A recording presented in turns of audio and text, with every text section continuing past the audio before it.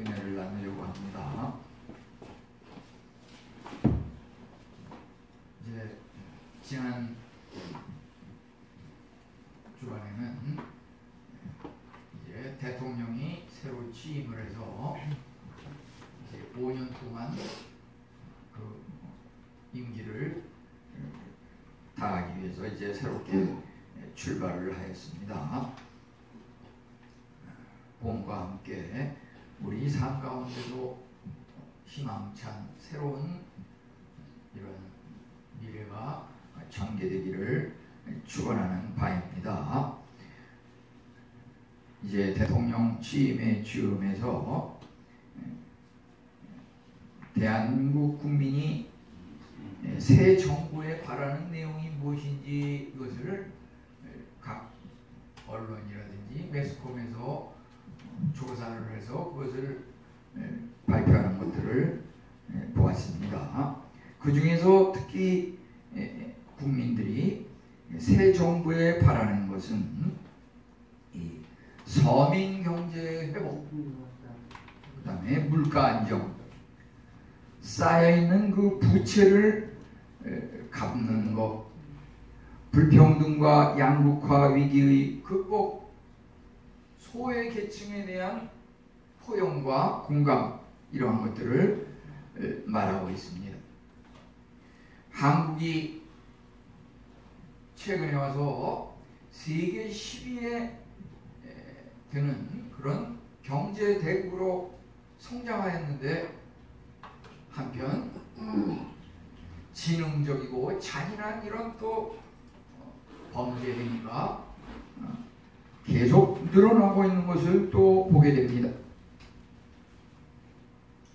우리는 특별히 신앙인으로서 하나님이 계시다면 왜 악인들은 성행하고 번영하고 돈도 잘 벌고 떵떵거리면서 즐겁고 기쁘게 살아가는 반면에 선하게 행동하고 뭔가 착하고 성실히 노력하는 그런 선량한 시민들은 그렇게 힘들게 찌들려 살면서 고통과 고난을 당해야 하는 것인가? 이러한 부분들에 대해서 과연 하나님이 살아계시다면 어떻게 이런 일이 계속 반복되는 것인가? 이와 같은 의문을 가질 수 있겠습니다. 오늘 그래서 함께 나누려고 하는 말씀은 소외계층에 대한 그 이해, 포용과 공감을 가지고 그들을 이해하는 그러한 것이 우선 있겠고요. 그 다음에 하나님께서 그 심판을 계속해서 지체하고 연기하신다고 하는 것, 우리 인간의 잘못에 대해서, 악인의 그 득세에 대해서 즉시 즉각 심판하고 처벌하는 것이 아니라 상당 기간 그것을 지켜보면서 미루고 계신다고 하는 것.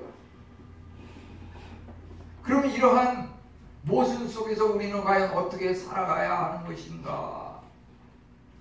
하나님께서 성경 전체를 통해서 구약을 또 한마디로 신약에서도 면면이 흘러내려가는 공통적인 것은 가장 큰 계명으로서 하나님을 사랑하는 부분, 또 하나님을 사랑하는 그 마음으로다가 이웃을 사랑하라는 그런 책임의식을 실천하는 것에 성경과 우리 신앙의 목표와 실행이 있다고 보는 것입니다. 우선 소외계층에 대한 포용과 공감으로서 소외계층이 왜 일어나고 있는 것인가? 악인들이 참으로 횡포하고 있는 그러한 세상이고, 그로 인해서 상대적으로 가난하고 힘없는 사람은 끊임없이 당하기만 하는 그러한 것이 이 성경이 기록된 욥기 시대의 그 배경이고 사회상이었다고 하면은 오늘 2022년을 사는 오늘날의 이 한국 사회 역시 똑같다고 하는 것입니다.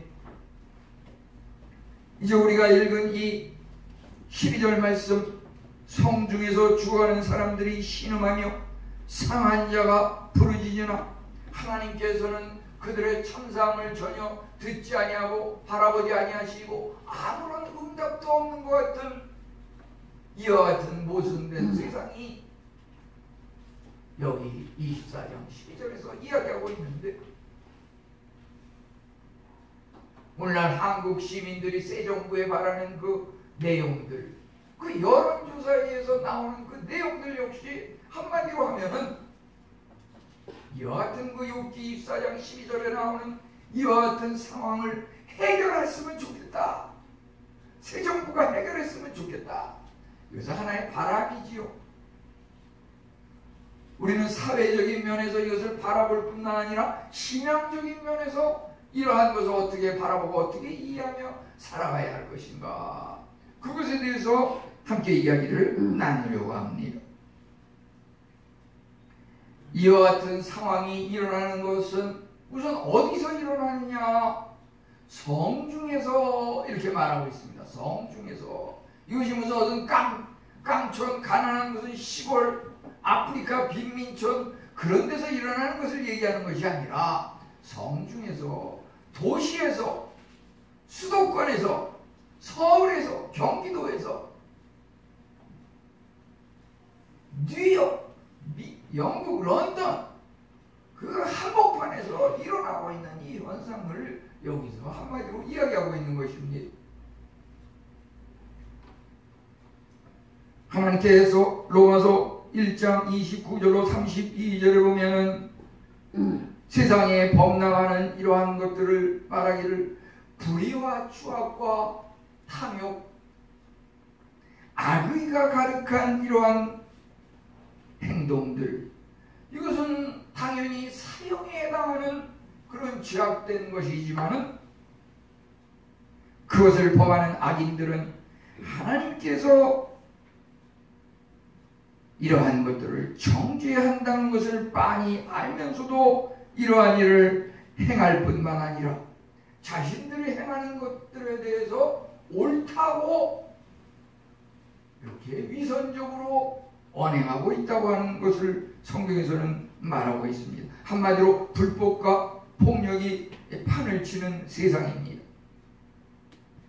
우리가 12절을 읽었는데 여기서 그 24장 1절부터 11절이 전부 이와 같은 그 악이 판을 치는 가난하고 소외된 자가 어떻게 삶을 살아가고 있는지 다양한 면으로 거기서 지적하고 있습니다. 예를 들어서 5절 같은 데를 보면은 주거지 집안채가 없어서 먹거리 일자리를 찾아서 이리저리 다니면서 노숙자 신세. 서울이 아무리 세계적으로 발달한 도시이고 물가가 높고 인구 밀도가 높고 첨단 도시라고 하지만 우리가 한 11시쯤에 서울역 지하철 거기를 이렇게 걸어가 보면은 노숙자들이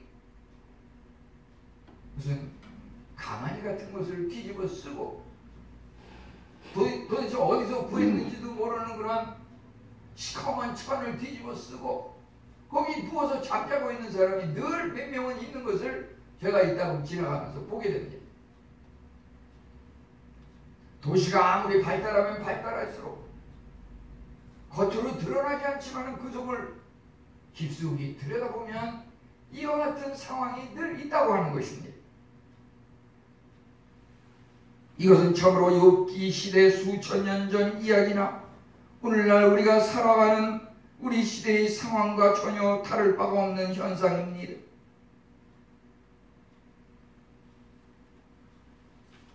우리는 이런 것들을 소득의 격차, 빈부의 격차, 불평등이 난무한 세상 이렇게 말하고 있는데요. 어떤 사람은 부동산 값이 뛰면서 한 달에도 수억씩 그냥 가만히 앉아 있는데 막 재산이 올라가고 있습니다. 어떤 사람은 새벽 서너 시부터 출근을 준비하고 나가서 하루 종일 일을 하고 지칠 대로 지친 그 피곤하고 힘든 몸을 이끌고 집에 돌아오는데 어찌 보면 1년 내내 10년, 20년, 30년 쭉 하고 일해도 죽지도 않고 그냥 그 피곤한 몸이 살아가지고 온갖 고통을 겪으면서 결과적으로 들어오는 수입은 겨우 그냥 입에 풀칠할 정도로 이렇게 힘들게 살아가고 있는 것을 보게 됩니다. 이것이 참으로 우리가 거주하는 도시의 우리 성남시도 경기도도 비참한 이런 도시의 현상이 일어나고 있는 것을 부인할 수 없습니다. 여기 12절에서 가난하고 힘없는 자에 대해서 그러한 일이 발생하는 것은 악한 사람들이 압제하고 폭력을 통해서 그들의 이익을 취하고 가난한 사람, 힘없는 자를 이용해 먹기 때문인데 우리가 생각할 때 하나님이 과연 그러한 것들을 알기나 하시는지, 왜 알면 하나님의 진노가 임하지 않는지, 우리는 그것에 대해서 하나님 앞에 부르짖게 됩니다. 여기서 부르짖는다고 하는 것은 죽어가는 사람들이 신음하며 상한 자가 부르짖나니 하나님께 기도한다고 하는 것입니다. 하나님, 어떻게 이러한 일이 있을 수 있습니까? 불공평한 거 아닙니까? 해결해 주십시오. 이렇게 부르짖고 간구를 해도 하나님은 계속 아무 대답도 없고 잠잠히 계시는 것 같습니다.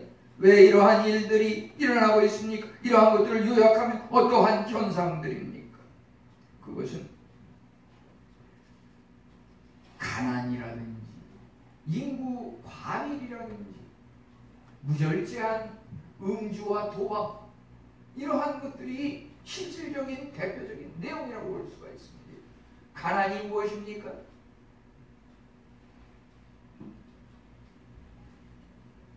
우리나라는 이제 선진국 대열에 들어서면서 기초수급 대상자라든지 또 의료급여 1종, 2종 여러 가지 난치, 불치병은 그것을 국가의 병을 등록을 해가지고서 아주 그 치료비가 뭐 10%도 안 되게끔 이렇게 치료비를 국가에서 거의 부담하다시피 이렇게 하고 있습니다. 그럼에도 불구하고 도시 속에 쓰라린 아픔이 있습니다.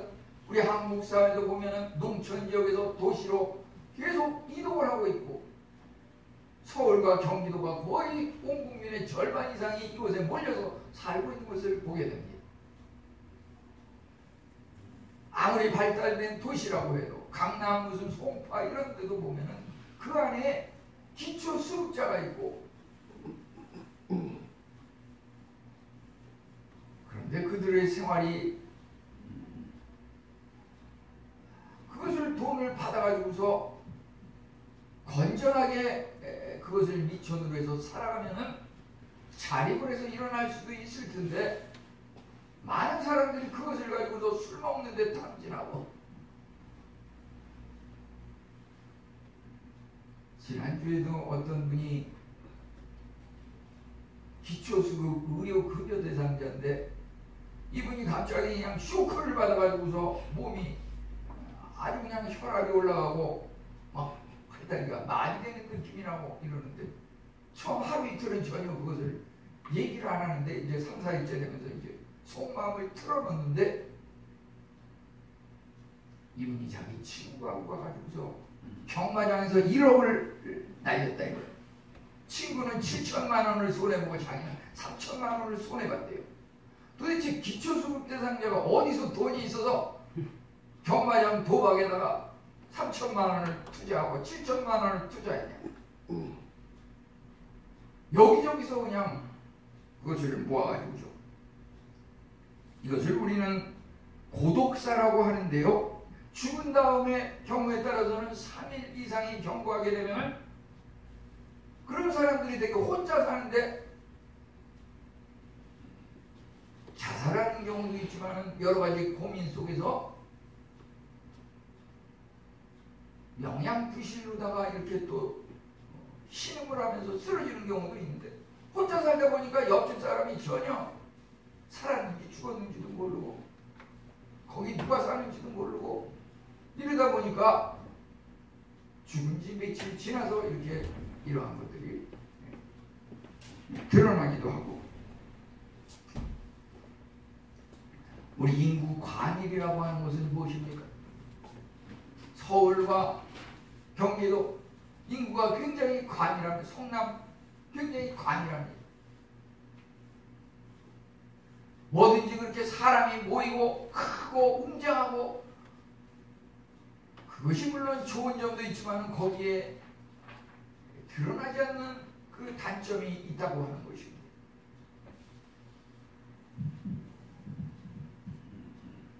우리가 예를 들어서 남한산성 꼭대기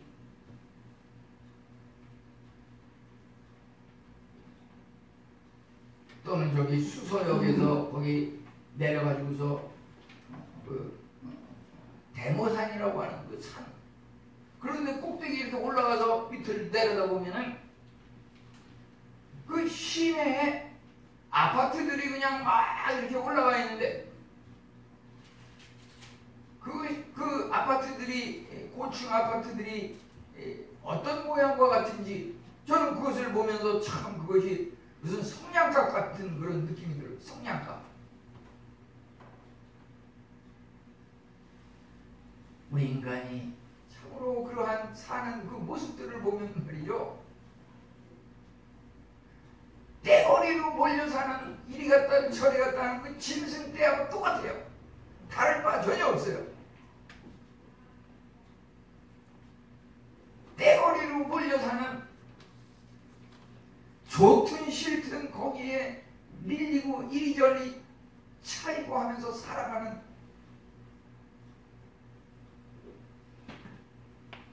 우리는 여기서 그 사회의 흐름에 동조해서 똑같이 살아가는 그것이 과연 옳은 것인지 잘못된 것은 없는지 우리 자아의 현 위치에 대해서 그러한 것들을 살펴볼 필요가 있다고 하는 것입니다.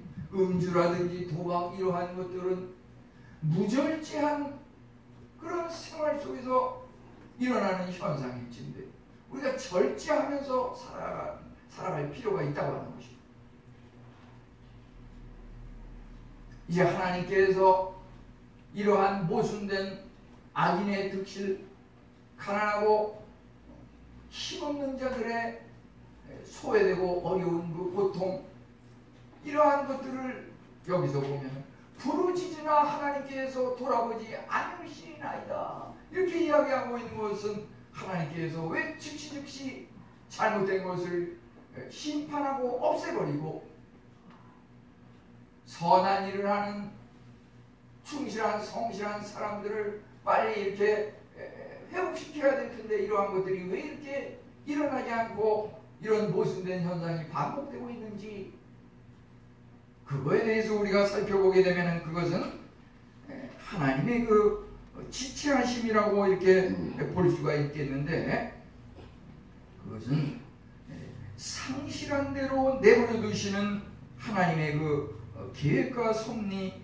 방법 중에 하나라고 하는 것입니다.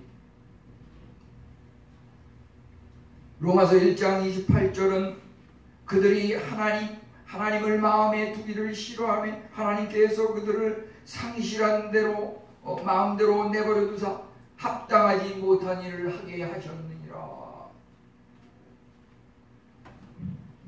그 악한 일을 하면서도 번영하는 그 사람들은 하나님께서 상실한 대로 내버려 둔 아주 불행한 사람들이라고 하는 것입니다.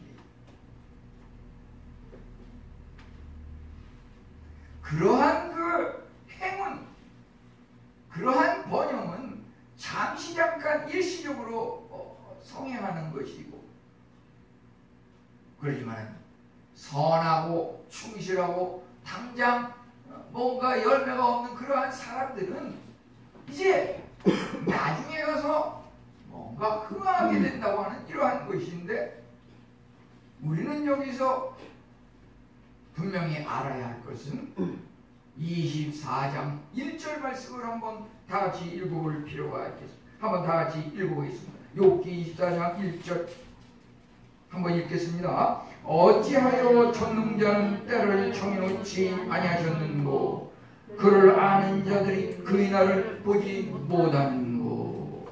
여기서 말이죠, 전능자 하나님은 때를 정해놓지 아니하셨다고 하였습니다. 그 때와 시간은 하나님만이 아신다고 하는 것입니다. 우리는 믿음으로, 하나님을 믿는 믿음으로 내가 지금 당장은 이렇게 노력한 만큼 보상받지 못하지만 하나님께서는 아신다. 하나님께서는 나를 아신다. 이제 때가 되면 내가 틀림없이 하나님으로부터 보상을 받을 것이다 라고 하는 그 하나님을 믿는 믿음이 있으면 그 보상에 대한 소망이 있는 것입니다. 보상에 대한 소망이 있으면 우리는 하나님을 믿는 믿음과 소망으로 하나님을 사랑하게 되는 것입니다. 하나님을 사랑하면 이웃을 사랑하게 됩니다. 이 사랑이라고 하는 것은 그래서 믿음과 소망이 하나의 이론적인 것이라고 하는, 사랑은 믿음, 소망에 대한 실천, 행위적인 면으로 나타나는 것입니다. 그것이 이웃에 대한 책임으로 우리 삶 가운데 실천되는 그것이 바로 하나님 사랑이고 이웃 사랑이고, 주위의 소외 계층에 대해서 우리가 관심을 가지고 그 사람들을 그대로 내버려두지 말고 사랑하는 마음이 필요하겠다고 하는 것입니다. 도시 속 깊숙이 들어가 보면 그 안에 참으로 큰 죄가 범해지고 있는 것을 보게 됩니다. 하나님은 무소부지하시다. 하나님은 어디나 계시기 때문에 인간의 행하는 모든 것을 다 알고 계십니다. 악인이 일시적으로 남을 속여가지고 득세하고 잠시 잠깐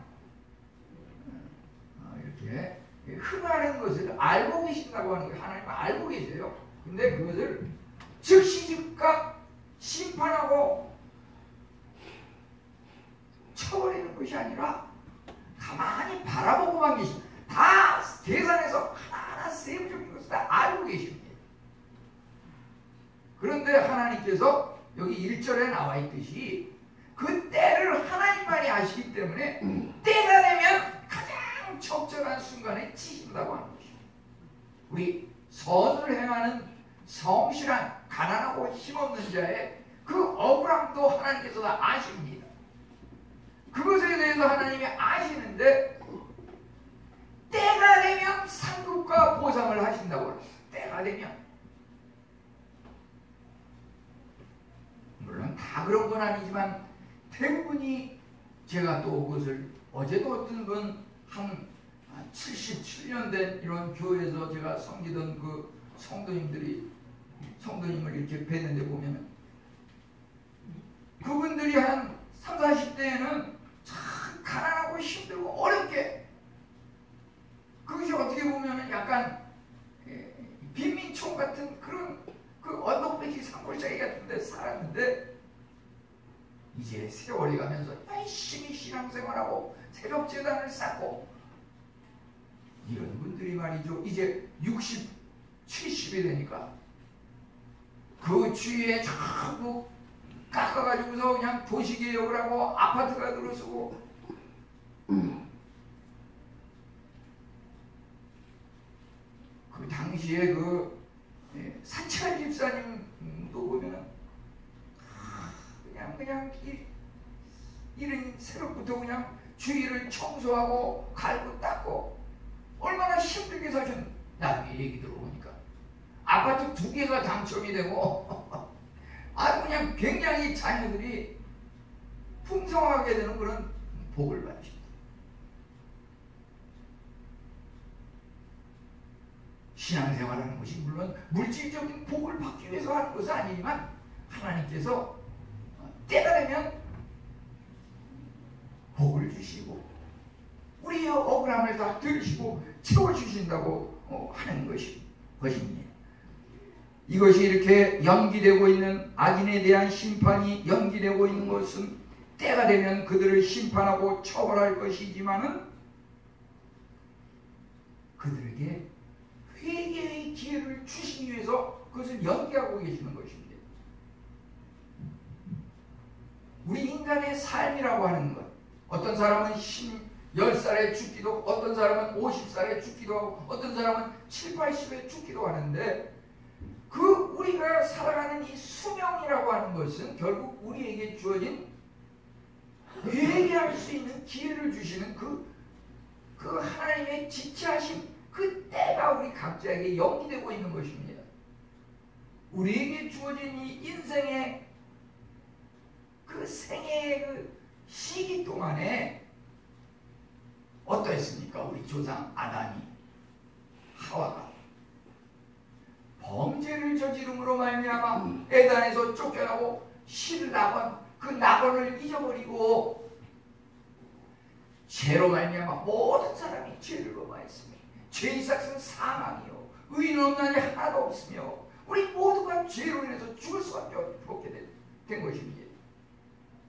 우리에게 어떤 사람은 1년, 어떤 사람은 10년, 70년, 80년 우리의 그 나이와 생애라고 하는 것은 그 기간 동안에 우리 죄를 깨닫고 회개하고 하나님으로부터 죄 용서함을 받고 그 확신 속에서 구원의 확신 속에서 우리의 삶을 하나님 앞에 거룩하게 회복할 수 있는 그 기회가 주어지는 것입니다. 그래서 악인의 그 성행이라고 하는 것은 계속 성행하면 성행할수록 그것은 하나님의 저주입니다. 그게 복이 아닙니다. 하나님께서 무관심하게 그냥 내버려 둔 겁니다. 회개를 할 수 있는 기회를 주시기 위해서 하나님께서 그 심판을 지체하신다고 하는 것입니다. 우리가 참으로 갑자기 부자가 된 졸부는 나중에 가서 망하게 되는 것을 보게 됩니다. 가난하지만 성실한 자는 하나님께서 계획하신 그 때가 되면 흥행하고 일어난다고 하는 것입니다. 그것은 욥기 시대 그랬거니와 지금도 똑같습니다. 하나님이 자꾸 나는 성실하게 살고 믿으려고 노력하고 그럼에도 불구하고 전혀 나에게 나타나는 것은 늘 불행한 것이고 고통과 고난밖에 없고 짜증이 나고 우리 입에서 나오는 것은 여기 욥이 24장 12절에 말하는 것처럼 죽어가는 사람 신음하며 부르짖는 우리의 슬픔을 하나님께서는 전혀 듣지 아니하고 바라보지 아니하고 이러한 것들 속에서 하나님은 왜 나에게 점점 멀어져만 가는 것인가? 도대체 하나님은 계신가? 우리는 그 욥기서를 보면서 구약 전체와는 다른 구약에서 아주 특이한 이런 것들을 보게 됩니다. 예를 들어서 이제 우리가 가정의 달을 맞이해서 부모를 공경하라.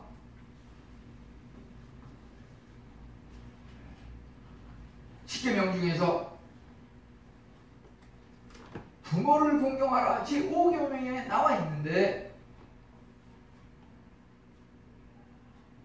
문제는 부모를 공경하라 라고 했을 때 공경하면 순종하면 복을 받고 불순종하면 복을 받지 못하고 이것이 행위에 의한 율법의 그 공식일진데, 문제는 이것이 신약에 와서 말이죠. 거기에서 그 보강이 된 것이 뭐냐면 주 안에서 부모를 공경하라 이렇게 나오고 있어요. 에베소 6장 1절은 주 안에서 너희 부모를 순종하라.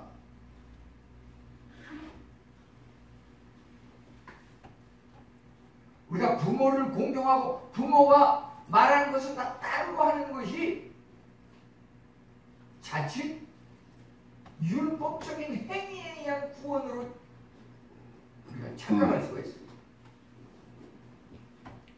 신약시대 에베소 6장 1절에 나오는 것은 주 안에서 부모를 공경하라. 이거 무슨 말이냐면 말이죠. 부모의 말과 하나님의 말씀이 서로 상충되는 경우가 있어요. 상충되는 경우. 이러한 때에 우리가 부모의 말은 불순종하고 하나님의 말씀을 순종하는 이것이 순종의 올바른 방법이라고 하는 것입니다. 예를 들어서 그 부모가 믿음 생활 잘하는 신앙인 부모면, 거듭난 부모면 그것을 신앙적인 그 교훈 이야기를 할 때는 그것은 100% 순종해야 되지만, 그분이 예를 들어서 불신자고 하나님을 모르는 사람인데 자녀가 예를 들어서 나는 하나님을 믿는 신앙이 뭔지 궁금하고 마음에 들면 하나님이 또 이렇게 용납하시면 나도 하나님을 믿고 싶은데 교회를 나가서 신앙생활 하고 싶은데 부모님이 믿지 않는 경우는 너 교회 가지 마. 괜히 교회 가서 뭐 공부에 집중도 안 되고 산만해져.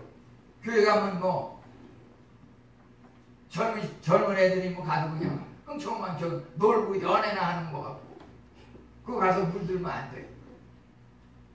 그 믿지 않는 부모님들은 이런 식으로 얘기를 하기 때문에 그 믿지 않는 부모님이 이야기하는 그러한 말을 순종하면 안 되는 겁니다. 사실. 그래서 구약에 나오는 그 순종, 부모를 순종하라는 말을 우리가 신약에서는 예수님께서 주 안에서 순종하라. 그 부모님의 말이 하나님의 뜻에 합당한 것인지 그것 하나님의 말씀에 근거해서 순종하는 것이 올바른 것이라고 하는 것입니다. 다윗은 인구조사의 그 교만죄로 인해서 하나님 앞에 심판을 당할 때에 뭐라 그러냐면 내가 여호와의 손에 심판을 받을지언정 사람의 손에는 심판을 받지 않겠습니다.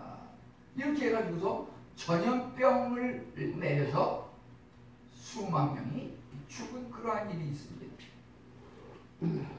그것은 뭐냐면은 심판을 받아도 인간의 그 심판이 아니라 하나님의 심판은 내가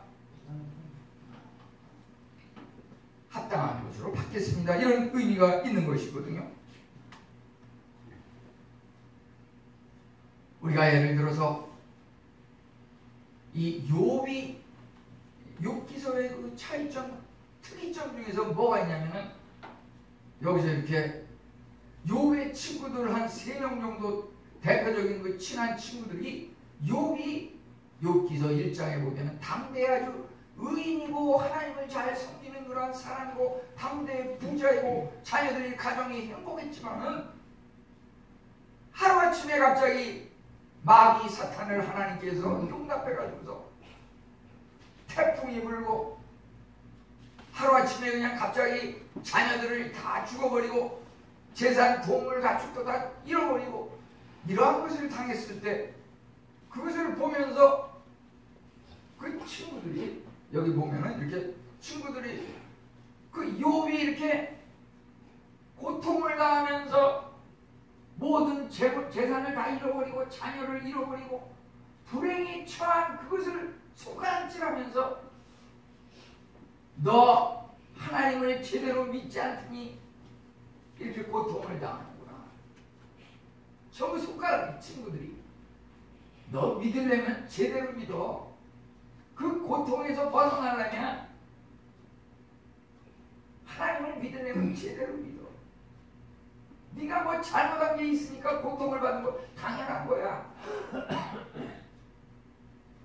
이렇게 다 세상 사람들이 손가락질합니다. 내가 가난하고 힘든 것이 네 잘못, 네가 게을러서 그렇고, 네가 뭔가 어리석어서 그렇고, 지혜롭지 못하게 살아서 그렇고, 적당히 좀 이렇게 타협을 하면서 이렇게 두리뭉실하게 살아야지. 그렇게 어리석은 삶이 그 결과가 요거밖에 요 모양 요 꼴이 아니겠느냐. 이러한 욥의 친구들의 지적에 대해서 욥은 답하기를, 이러한 것들이 결코 내가 잘못이 있어서 고통을 당하는 것이 아니야. 거기 1장 1절 2절 3절에 보면 욥은 참으로 의인이고 정직한 사람이고 하나님을 경외하는 그런 대표적인 사람이라고 분명히 말하고 있습니다. 그렇게 하나님을 잘 믿는 사람에게도 고통이 따르고 가난, 갑자기 하루아침에 재산을 다 잃어버리는 그런 어려움이 있을 수 있다고 하는 것입니다. 우리가 세상 학문 속에서는 인과 응보라고 하는 말, 원인과 결과가 서로, 네가 이렇게 가난하고 힘들고 고통을 당하는, 화를 입게 되는 것은 네 잘못 때문이야 라고 하는 것이 인과 응보라고 하면은, 그것은 욥의 친구들의 생각이고 세상의 생각입니다. 우리 신앙적인 사고방식은 인과 응보가 맞지 않습니다. 내가 죄가 있기 때문에 가난하고, 내가 죄가 있기 때문에 일이 안 풀리고 몸이 아프고, 그게 결코 아닙니다. 하나님의 계획과 섭리, 사랑의 연단, 이러한 어려운 것을 체험하게 함으로써 하나님을 더 깨닫게 하기 위해서 욥이 이렇게 잘못을 크게 범하지 않았지만은 하루아침에 그냥 막 자녀들을 잃어버리고 가축과 재산을 다 잃어버리고 몸에 막 그냥 그 독점, 악성 피부병, 이런 어려운 병이 생기고 이런 비참한 현실이 됐지만은 욥은 결코 하나님 앞에 슬퍼하지 않고 불만을 말하지 않고, 내가 이렇게 부르짖었으나 하나님이 들은 척도 하지 아니하시나이까, 이렇게 이야기하고 있는 이 24장 12절 말씀은 욥이 신앙이 약해서 하나님에게 도전하는 그런 용어가 아니라 오히려 그가 하나님을 더 깊이 믿었기 때문에 그렇게 하나님 앞에 기도하는 것입니다. 하나님 앞에 도전적으로 기도하는 것입니다. 하나님, 나는 나름대로 열심히 믿었습니다. 어찌 이렇게 나에게 이런 일이 생길 수 있습니까? 하나님, 그동안 나에게 말씀하시고 그동안 나에게 교훈하셨던 그것이 정말이라고 하면 하나님은 분명 나를 다시 회복시킬 것입니다. 회복시킬 줄 믿습니다. 이런 믿음의 고백인 것입니다. 이 기도의 내용, 24장 12절 말씀. 그가 참으로 이런 신앙으로 하나님 앞에 기도할 때 마지막 장에 보면 그의 잃어버렸던 자녀들을 다 다시 새로 낳게 되고, 또 잃어버렸던 가축들을 그 이상 다 곡절로 하나님으로부터 보상받게 되는 그러한 것을 또 우리 욥기서 마지막 절에서 보게 됩니다. 우리가 욥기서를 읽을 때 욥의 그 친구들이 이야기하는 것은 성경에 나오긴 하지만 그것이 하나님 말씀의 진리로 생각하면 안 됩니다. 그것을 정신을 바싹 차리고 욥이 이야기하는 것은 우리가 따라야 되지만, 욥의 친구들이 성경 말씀에서 욥을 향해서 지적하는 그 말은 잘 읽으면서 생각을 깊이 하면서 그것을 취사선택해서 받아야 됩니다. 우리가 지난 그 연말부터 해가지고 또 이렇게 금년 2022년 4월 19일에 그 검거가 된 사회를 떠들썩하게 하고 지금도 완전 판명이 안 되고 계속 수사 중인 그러한 내용 중에서 보면은 이은혜라고 하는 사람이 그 남편 윤모라고 하는 그 남편을 갖다가 말이죠, 보험금을 타먹기 위해서 그 남편을 죽이는 그 살인사건이 일어나서 그것이 연일 계속 이렇게 진행 상황이 보도가 되고 있는데요. 거기서 나오는 그 내용 중에서 그 남편이 그 이은혜로부터 가스라이팅을 당해가지고서 그렇게 죽어버렸다라고 하는 그런 기사가 많이 나오고 있습니다. 이 가스라이트라고 하는 것은 오늘날 그 의미를 우리가 구태여 이야기하자 그러면 심리적 지배, 이렇게 이야기할 수 있습니다. 심리적 지배 현상, 정신적 지배 현상. 그게 1944년에 미국에서 가스라이트라고 하는 그 제목의 영화가 상영된 일이 있습니다. 우리가 담비리에 사는 것은 집에서 무슨 그 가스 불을 킬 때 가스라이트, 가스불을 켜지 않습니까? 그 이제 가스등인데 그 가스불을 켜지 않습니까? 그 영화 제목이 가스라이트, 가스등인데 그 남편이 부인의 그 재산을 노려가지고서 결혼을 했는데 어떻게 해서든지 그 부인을 갖다가 자기 마음대로 조정을 해가지고서 그 재산을 탈취할 목적으로다가 부인이 이제 집에 있을 때는 그 불을 갖다가 이렇게 희미하게 그 어둡게 이렇게 조절을 했습니다. 그 불을 갖다가 희미하고 어둡게 하니까 그 부인이 불이 너무 침침한데 이거 좀 환하게 켜주세요. 그러니까 그 남편이 부인한테 뭐라 그러냐면은 불 희미하지 않은데 내가 보기엔 상당히 밝어 이렇게 이야기하면서 그 부인한테 당신 뭔가 착각하고 있는 거 아니야?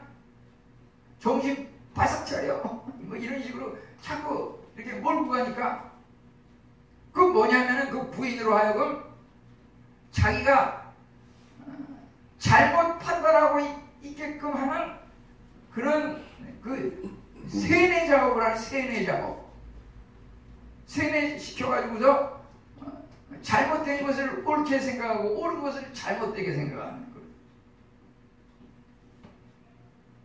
그렇게 해서 이 이은혜라고 하는 사람이 그 자기 남편을 자꾸 이렇게 세뇌를 시켜가지고서 자기 뜻대로 지배를 해서 이렇게 예를 들어서 뭐 수영도 전혀 못하는 사람을 갖다가 계곡에 데려가가지고서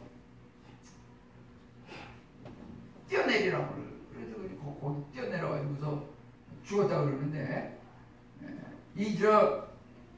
누군가에 의해서 이렇게 지배를 당하고 우리는 살아가면서 말이죠. 가난과 힘없는 사람, 그 이은혜의 남편 윤모 씨도 보면 어디 무슨 대기업에 아주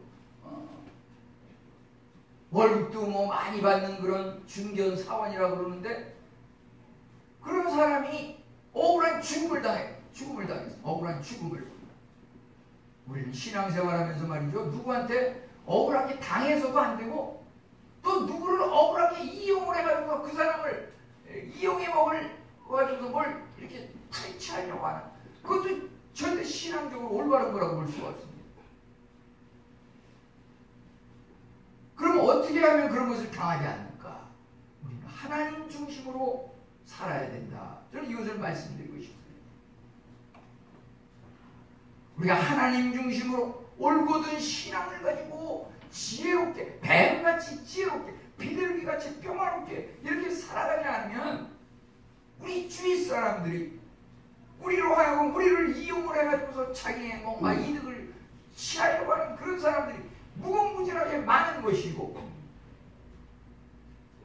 여기서 우리는 하나님을 사랑하는 하나님 중심의 사고방식, 이 은혜는 그 남편에 대해서 그의 그를 죽음으로 몰아가지고서 보험금 7억인지 6억을 탈취하려고 하는 그 물질적인 소유욕 때문에 남편을 살인하는 그런 일을 포함했습니다. 우리 믿음의 성도들은 내가 누구를 이용해 먹으려고 해서도 안 되고, 또 우리가 주의할 것은 누군가에게 이용을 당해가지고 그 사람 때문에 내가 손해봤습니다, 그런 일을 당해서도 안 돼요. 하나님 중심으로, 하나님 주시는 지혜로 우리는 이웃을 사랑한다고 하는 것은 바로 억울한 사람들을 발굴을 해서 그 사람들로 하여금 회복시키는데 빛과 소금의 역할을 감당하는, 그것이 필요하다고 하는 것입니다.